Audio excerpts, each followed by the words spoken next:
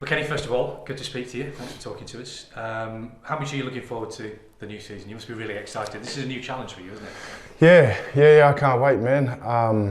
Obviously making the move from Catalans to the Yorkshire and to a club that, didn't do so well last year, Huddersfield. I think they maybe 2 points off getting relegated last year. They went for a real rough patch and it was a tough season for them, but it's a challenge. Like you said, it's a challenge for me and a couple of other boys that come in. We've got Caesar and James Gabbo who have come in, and the group's completely different now. The dynamics are a bit different, and we played a trial game last week, and I know it was only against Halifax, but mate, the boys have really turned themselves around, and we're excited and can't wait for the season to start. Do you think we can expect a completely different season from Huddersfield this year then? Yeah, I think you can, 100%.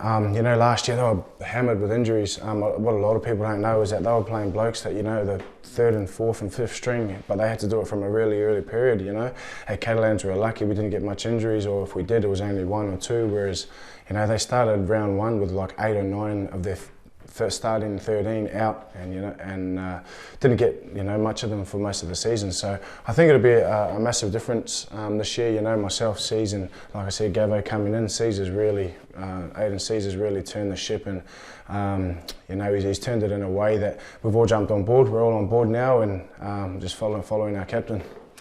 This year's going to be different for you, isn't it, in many ways? And one of the big reasons is because you're now 9 months sober.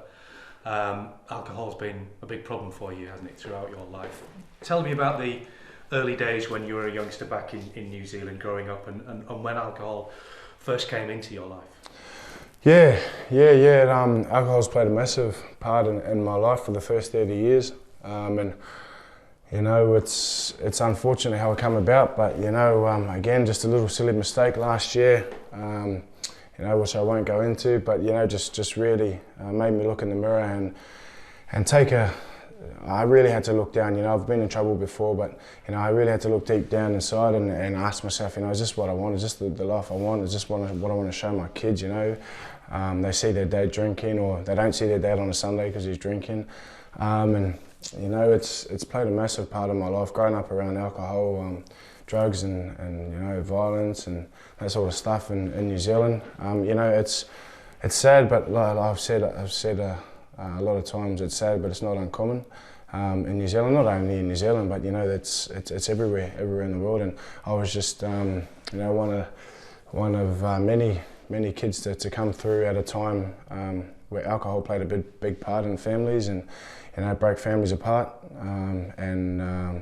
Unfortunately, I was one of them. I was one of those kids. And you first started at it when you were a teenager? Yeah.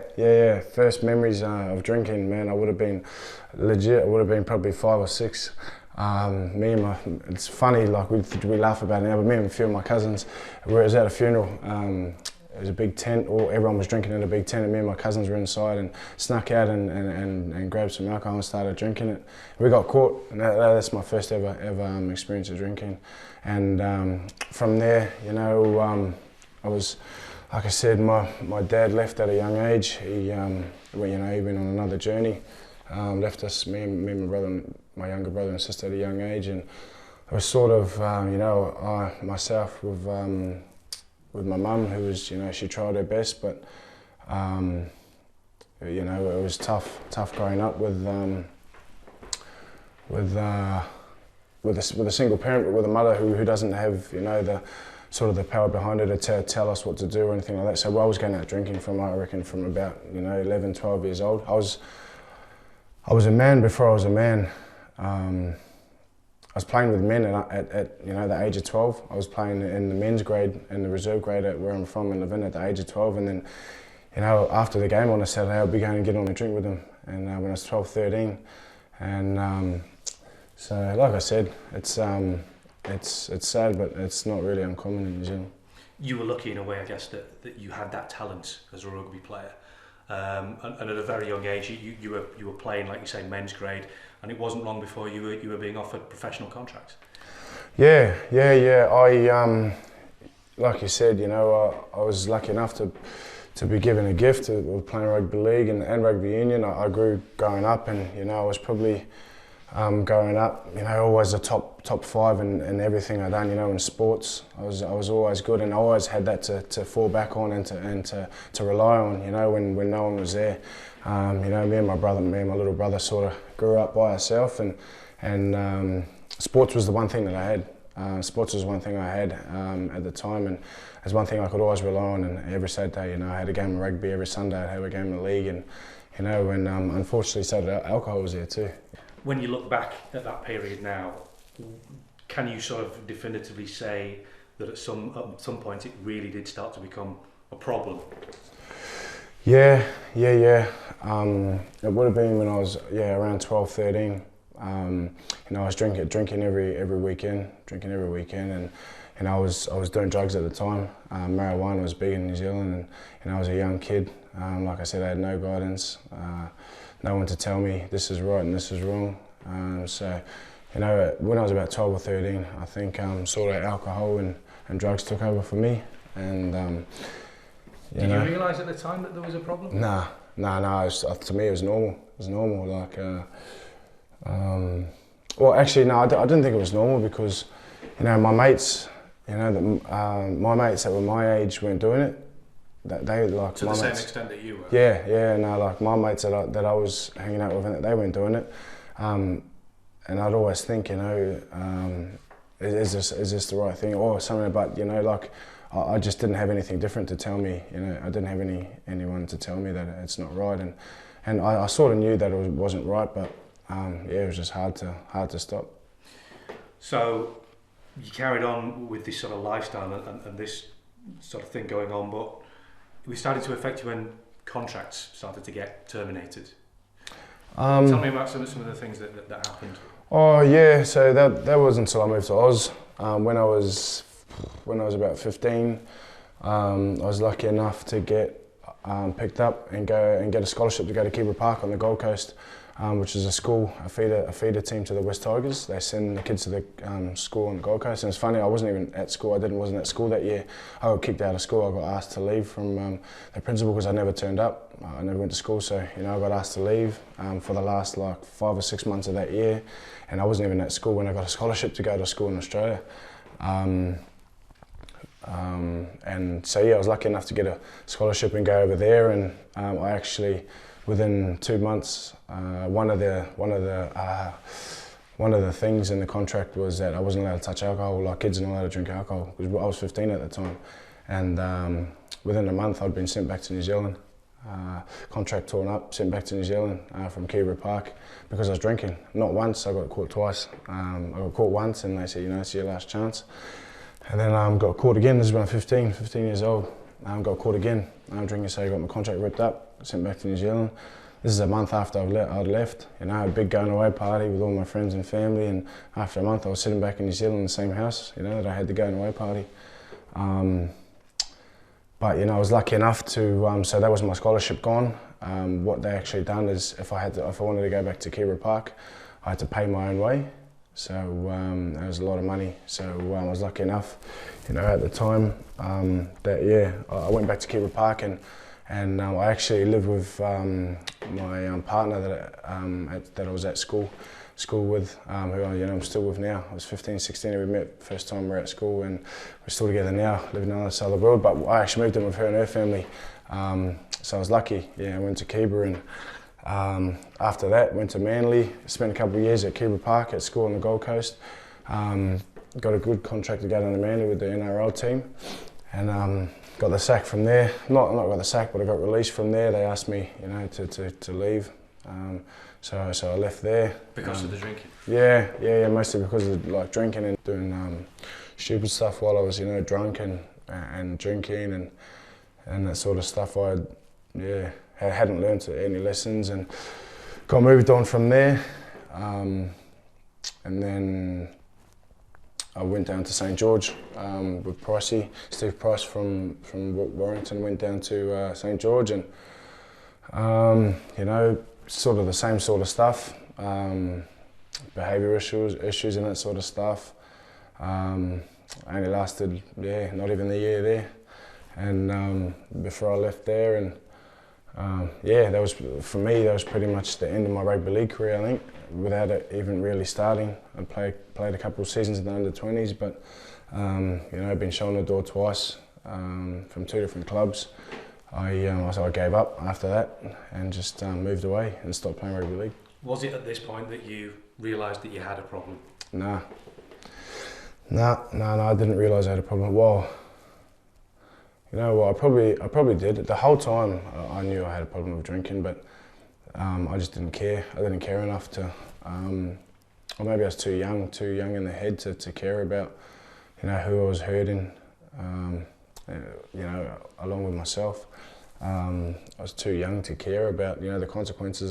I loved drinking, I loved the alcohol, I loved the feeling of being drunk, I loved being out days on end. Yeah, I didn't really think about the consequences. And what consequences were happening to your family at this point? I was, at that time I was young, I was only 18, 19, so I didn't really have too much things to, you know, that, like I said, I left my family at a young age. In New Zealand, I was by myself in Australia, so the only person I was letting down really was myself, you know, and that was the main thing. I was just letting myself down. So, at that point, like you say, you'd been released from the contract at St George. You eventually went back to play back in the NRL. I think you joined Parramatta in 2013. Yep. And at that point, a lot of good things seemed to be happening to you. Did you feel as if at that point you were starting to get your life back on track? Yeah. I was lucky enough. Like I said, I walked away from rugby league in 2009. It wasn't until 2012 I was just playing. I moved back to Australia, and I was just playing local league. And then I was lucky enough to get an opportunity to go to Parramatta, just through the word of mouth, through a friend that I knew at Parramatta, and he talked to Ricky Stewart, and you know, I got a trial. And from that moment on, like as soon as I got the phone call, I was sitting at a steel fixing place on the Gold Coast in Queensland, and I got a phone call from Ricky Stewart, and while I was on Smoko. And anyway, I ended up getting a chance and going to Parramatta, and from that moment I got that phone call, I knew that I was going to make it. It was hard for me. It was hard for me for those years that I walked away, because I seen the teammates that I'd played with, you know, Kieran Ford and Jared Warrior-Hargraves at Manly, and you know, a couple of boys at Dragons just killing it, you know, playing for New Zealand, played 100 NRL games by then, and it really hurt me inside, because I knew that, you know, I should have been there with them and I should have been in playing NRL, but it wasn't to be. And I knew from that moment onwards that I was going to play NRL, and there wasn't a thing that was going to stop me. I ended up playing, you know, NRL at Parramatta for 5, 6, 7 years. I had a career which is, like I said, at the time, my mind was set and there was nothing going to stop me. But once I got there and achieved my goal of playing NRL, you know, there's that little thing up here that got me, the alcohol that got me a few times, and yeah. Everything seemed to be going for you pretty well at Parramatta at this point, but you were still drinking at the time. I mean, would you say you were what people would term a functioning alcoholic at this point? Yeah, I was okay. Like at the time, I was. You know, the first year or so, although there was one instance, which was my first sort of mess up at Parramatta, was I was playing NRL, you know, as a regular first grader. I flew back to the Gold Coast, and I was with some friends and drank so much alcohol, I don't remember a thing. I walked out of a nightclub, and just there was a fan that tried to shake my hand or something like that, and well, that was a story. In my head, he was like sort of taking the mickey out of me and making fun of me, so I just walked out of a club, punched him. You know, I got massive fine from that. Lost, I think it was a $60,000 fine I got from that, and that was the start. That was my first year of playing NRL, and that was the first year I probably started to get back into that routine of just drinking again. At what point did it get to where things were happening that the club decided again something had to be done? Well, you know, we'd play on a Thursday. There's just one instance. If we play on a Thursday, I'd go out after the game on Thursday night and won't stop till probably, you know, Sunday morning, get ready for training on Monday, and that was every week. Once you're in the NRL, you know, once you play in NRL, Well, I did anyway. I felt like I was bulletproof. I felt like, there's nothing that could get in my way or anything like that. And felt like I was 10 feet tall. I was going out drinking every weekend, and then it just got worse and worse. And there was a couple of things that happened at Parramatta while I was drinking, but my behaviour was the main part of it. A couple things that happened, but alcohol was always there. Alcohol was always there, and although a couple of the things weren't alcohol related, that I'd done, alcohol was always there, and it hampered me, all my whole first grade career in the NRL, and I wish I could go back and change time, but you know what, I'm here. My story's been written, and I'm here, and yeah. At the time, were coaches or teammates not saying to you, "There's a problem here"? Were they not seeing it? Were you keeping it quiet? Yeah, mate. I had my coach telling me all the time, to try and rein it in and stop drinking. I was only one in the team. Every time I was drunk, I'd ring my coach and try and talk footy and that sort of stuff with him. And I laugh about it now, and so does he. We laugh about it now, but at the time, he was in my ear all the time. That the alcohol was a problem and that sort of stuff. But I'd tell him, no, it's all right. I'm not drinking this time, and then lie to my coach and that sort of stuff, and then do the same thing. Just do exactly the same thing. You know what I mean?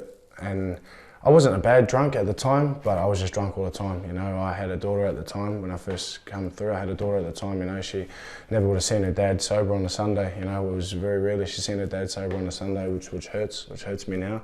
But that's just the way it was. That's just the way it was. What sort of an effect was that having then on your family life at the time with your partner and your daughter?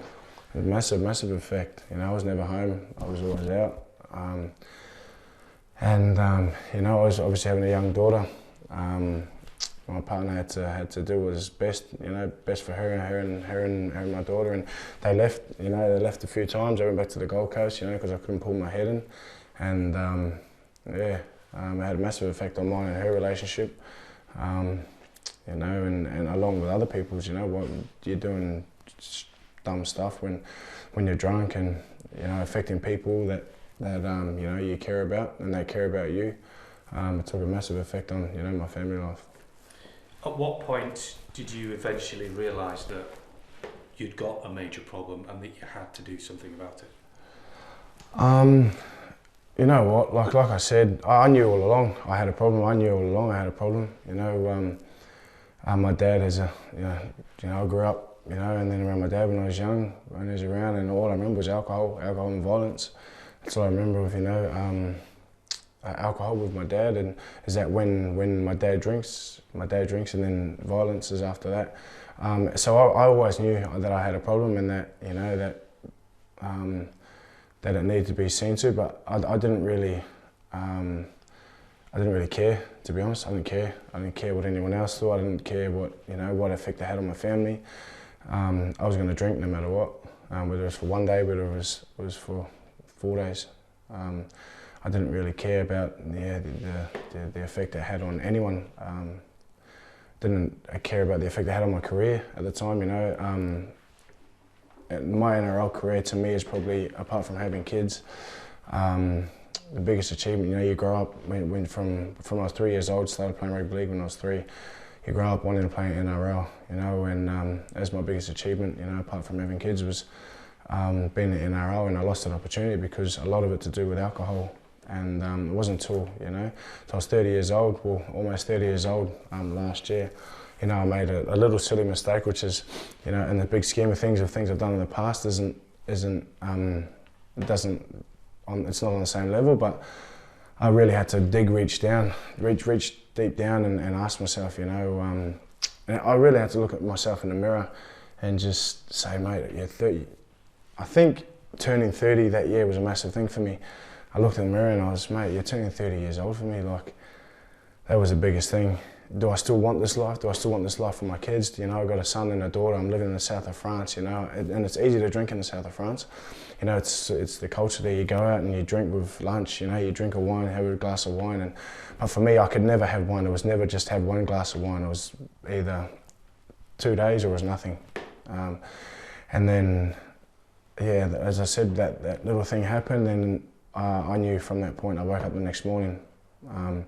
I knew from that point that my life with alcohol, and it was gone, it was done. How hard was that to do? Not hard at all. Not hard at all, to be completely honest. But most addicts you speak to that are in your sort of position, yeah, they find it really, really hard to be able to withdraw from all of that, to not only psychologically but the physical addiction of it as well. Yeah, you know, there is times like the first. So when I made the decision, I made a decision with myself and my partner. I wasn't going to tell anyone. I said, nah, I'm just going to do this for myself.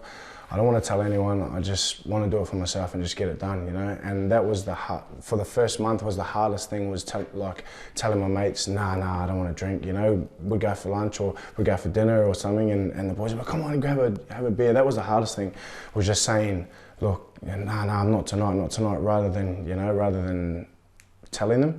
I just didn't want to tell anyone. So that was the hardest thing, was not telling anyone and them offering me drinks. But after like a month, I made a decision. Rock, I'm just gonna tell them. I'm just gonna tell them, you know, what's going on. And I ended up telling my friends. I ended up telling my teammates. I said, boys, look, you know, I'm done with alcohol, and I don't want it to be a part of my life anymore. And they couldn't have been more supportive for me. You know, they really supported me. You know, they congratulated me, because they know, well, anyone that knew me knows that me giving up alcohol was, there's no way in the world I would have done that. But, you know, from that point onwards it was easy, because I didn't have the pressures around me. Like, you know, I went on a Mad Monday with the Catalans boys to Amsterdam. Didn't feel like it once. And so, like, when I listen and when I hear people say that, you know, it's tough to do. For me it wasn't, because in my head I know what I want to do, and at that time I knew what I was going to do, and I had a goal. And so for me, it's been easy. It's been dead easy. So no therapy, no classes or anything like that. It's all fully self-determination. Self-determination. That's it. I haven't spoke to one person. I didn't. You know, I actually spoke to my mate Braden Williami, who he had made the decision like a month earlier than me to go. You know, he had some things going on in his life, and he made the decision to give it up, and he went the other route. So he, you know, got on the phone and he was talking to like like the care lines and that sort of stuff, and he sort of asked if that. He's the first person I spoke to about it, and he said, "Bro, do you want me to put you in touch with these people?" And I said, "No, I think I'll be right. I think that I know that I'm going to stop, you know, and I'm going to be right." So for me, in my head, I knew what I was going to do, and pretty much the same as the NRL thing. When I got that phone call from Ricky Stewart, and he said that he's going to give me an opportunity, in my head, I knew that I'm playing NRL, and there's nothing that's going to stop me. There's no way, no how, anything that's going to stop me. Like a switch had flicked in your head or something. Yeah. There's nothing that's going to stop me. I'm playing NRL, and it was the same thing, exactly the same thing. It's funny to say, because I haven't thought of it as that way. You know, I knew that that's probably two things. Well, the first one was the NRL in my life, where I've flicked that switch and I said, look, there's nothing that's going to stop me, nothing, and then that's going to get in my way and stop me from playing NRL. But at the same time, you were badly addicted by that point. Yeah. Do you look back and think, I could have achieved so much more, mate, if I'd not been in that position? 30 years, you know. It took me obviously the first, 10, 12 years of my life, I didn't realise, but 30 years, well more like 18 years I not lost because, I do miss the social side of going out with friends and being in that environment. I do miss that the social side of it, but at the same time, like I love my life now. I love the life that I have now. And any of the 2-day, 3-day, any of that social side, nothing compares to the life I have now, and the lease I have in life now, with my kids, just to being able to enjoy absolutely everything. And like you said, like I lost a lot of opportunities because alcohol played a massive part of my life. And at the moment, I've signed up to do my level 2 coaching course. I want to get into coaching, which is advice from my old coach, from Brad Arthur, and he said, he wanted me to get into coaching, but I'm also about to start. I want to do a diploma in youth work and help start mentoring kids and start doing mentoring stuff and all that sort of stuff, which also Brad, my old coach, when I went home, and the biggest thing for me was Brad Arthur, who was my Parramatta coach, who I felt I let down when I left. Was a big thing for me was something that stuck in my head was him telling me through this whole time drinking alcohol was, I lost my kids. They went back to the Gold Coast. A big thing that he told me, and that sticks in my mind, and I didn't even think that he would have remembered it, but he said that you're a consistent father. Oh, you're a good dad. He said, Kenny, you're a good dad, but you're not a consistent dad. And he said, he pulled me into his office and said that one day, and this is, after me thinking that I'm a good dad, when I lost my kids and my partner and they moved back to the Gold Coast, I was spending every ounce of money I had to fly back to the Gold Coast every weekend he gave me. And he was awesome with the situation. If we played on a Thursday, I'd fly back to the Gold Coast and I'd spend money on flights, hotels to stay on the Gold Coast just to be able to see my kids. And then I'd take my son, because he wasn't in school yet, I'd bring him back to Sydney with me and he'd be in the training with me every day. For the couple of weeks I had him, he'd be in the training. But Brad knew what was going on, the alcohol and all that sort of stuff, and why I left my kids. And one thing that stuck with me was, he told me, he said, Kenny, you're a good father, but you're not a consistent father. And that stuck with me. When I went back to Australia in this past pre-season, I was about 6-7 months sober, and I went into his office and seen him, and it's the most proud he's ever been of me. It's the most proud he's ever been of me. Like I said, my father left. My dad left when I was young, and Brad probably doesn't know this. Well, he does now, because I had a really good talk to him when I went home. But he's the closest thing I've ever had to a father, Brad Arthur, and to see how proud he was of me was see how proud of he knows. To see how proud Brad was of me, and that was massive for me, to be able to go back there and tell him, and tell him. I actually I texted him when I was about 4 months sober, and I told him via text. I said, mate, thank you for all your stuff and that, and thank you for what you've done for me. And I told him I've decided to go sober and that, and he texted me back. He said, mate, that's the effing best text I've ever replied from anyone. Oh, and I just told him how much of a role model he was for me and all that sort of stuff. And he said, that's that's the best text I've ever received from anyone. And he's just told his wife about the text message and all that sort of stuff. And so for me to go back home and to tell Brad and to be and for him to be proud of me was massive. When you look back on everything that happened to you and everything that you did, what was your biggest regret now, looking back? What was the worst thing that you did during that time that really, I guess, is going to be a reminder every now and then for you to realise, this is what I used to do, I can't ever be like that again? The one that probably sticks out for me is the altercation I had with my partner.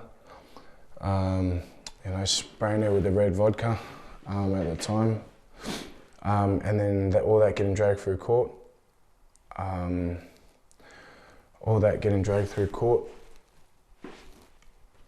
the time, and losing my kids. She left. She packed up the kids. We weren't together at the time, but she was doing the best for, as she does and still does, the best for the kids' sake and for my sake. She knew that it would have been hard for me to stay there at Parramatta without my kids.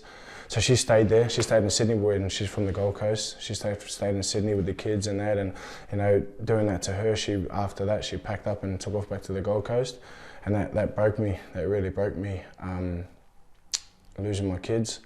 But just everything went through the media. My kids in 10 years' time may look back and they may Google their mum and dad and see that their mum and dad went to court against each other. They went to court because their dad got done with domestic violence against their mother, they'll look back at that, and they can look back, you know, in 10 years' time, and you know, they will see photos of their mum and dad walking in, you know, separate into the court and all that sort of stuff. So that's probably the biggest thing for me, is dragging my family through court, dragging my kids' names through court. You know, bringing up my kids' names, my partner's names. That'll probably be the hardest thing. That's the hardest thing that, you know, I have to swallow, is that, you know, I've done that to my family, and that's something I'll have to be ashamed of for the rest of my life. But you've mended the bridges. Yeah. Here now, you've got a fresh start. Yeah. Life's different. You've got a great opportunity. You've got a lot to look forward to, a lot to live for. Yeah, I do, mate. Like I said, my kids are my world, they're my absolute everything. My kids, and you know, you only ever want to see the best and do the best for your kids. And you know, my son, he looks up at me, and you know, I'm the apple of his eye. You know, I can't do or say anything wrong. You know, I've got a daughter who's 9 now, and you know, she's so smart, so intelligent. You know, she's going to do great things, and you know, we're in a beautiful country now in England, and we have you know, just the opportunity just to live life. You know, if I wasn't over this side of the world, you know, I moved to England. And you know, we've done a bit of travelling while we're here. You know, we can go and see the world. I can take my family to see the world and all that sort of stuff. And like I said, mate, my life now is there's no party, there's no drink, there's no drug, there's no, you know, 2-day bender. There's nothing that compares to the life I have now. And you know, I'm just thankful that I'm thankful that, you know, I come to a point where I could tell myself, look, this life's not for me.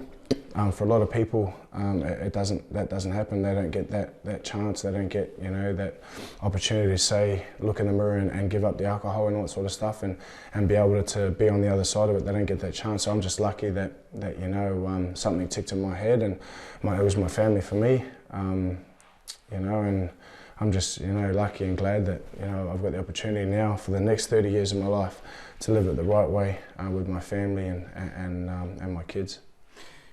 Yours is a tale that perhaps isn't quite so unusual within sport. We quite often see players having similar sorts of problems to yours. If you could sort of speak to younger players maybe that are maybe going down that sort of path now, what would you say to them? What would your advice be now, having come out the other side? Yeah, it's funny because you know, with my diploma in youth work, I'm going through the NRL, and I'm 30 years old. But I remember when I was 23, 24, coming through the NRL, my second year in the NRL, and like youth, the workers, the officers coming into your training and saying, look, you have to start studying, you have to start doing something, you have to. And like I think to myself back then, I'm thinking, stuff that, I don't have to do that. You know, I've got the rest of my career to think about that, whereas I'm 30 years old now. You know, there's not much time. I don't have much time to go out and get something other than rugby league. But in regards to the alcohol, I think for young kids coming through, you know, it's just such a culture, and not in Australia, but the whole world. Like you go out and have a good time, you party, you drink. That's like mainstream. That's a culture now. For a young person to have a good time, you have to go out and party and drink with your friends. Whereas, you know, I've got a good group of people around me, and you know, for young people, for me, in my head, I knew that for my kids, I had to do something, and this was going to be it. My relationship with alcohol was done. For some other, like if someone's got a problem with alcohol, you know, don't be. For me, I'm lucky I didn't have to do that. And, you know, I've still got a lot of hard work ahead of me. You know, like there's always temptation to drink every weekend. You know, I can go out now with my friends and enjoy the night without being, you know, tempted or anything like that. But there's a lot ahead. You know, it's not over here for me. You know, I could easily, you know, do this interview and then go down the pub, you know, next week and forget all about it and start drinking, and you know, I'm back at square one. So I think for me, it's just always having a goal at the end of the tunnel, always having that light. And for me, I just, my 2 kids' faces are there, and living the life, you know, that I should have been living the last 10 years. For the next 30 years with them, alcohol-free, drug-free is something that shines too bright for me to go back now. Doing your best for Huddersfield Giants this season. Yeah, doing my best for the Giants this season, which you know, we can't wait for. Kenny, it's been really interesting to speak to you. It's a hell of a Thanks, story. mate. Thank you very much for speaking to us. No worries. We wish you all the best of luck for the new Thanks, season. brother. Can't wait.